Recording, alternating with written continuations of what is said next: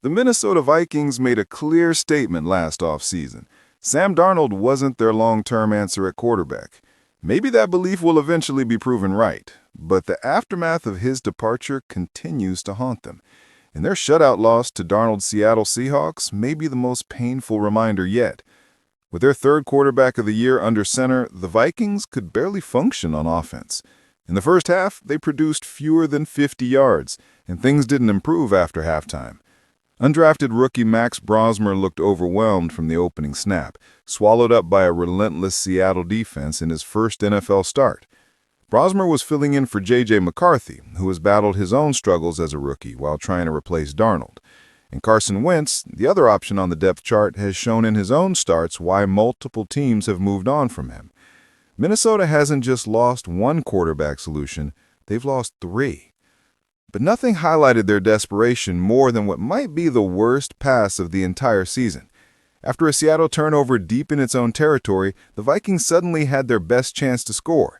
Facing 4th and short near the goal line, Brosmer dropped back, immediately hit by pressure.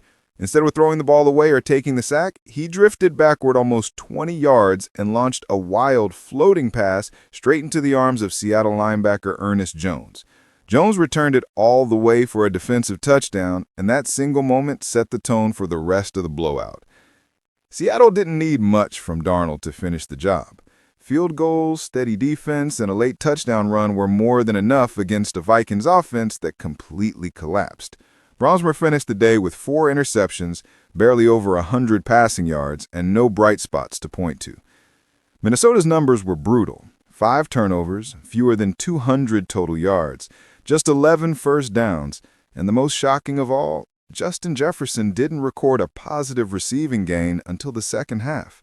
He ended the game with just a few yards on 2 catches, a frustrating waste of a superstar talent. The truth is, Brosmer isn't the root of the Vikings' problems. He's only the latest symptom of a quarterback plan that has imploded. For the second straight week, Minnesota failed to score a single touchdown. Their offense, once viewed as one of the sharpest in the league, has turned into one of the worst statistically. And hanging over all of it is the question fans can't escape. Did the Vikings make a massive mistake letting Darnold walk? They may have believed in McCarthy as the future, but right now the present looks bleak and the path forward looks even murkier.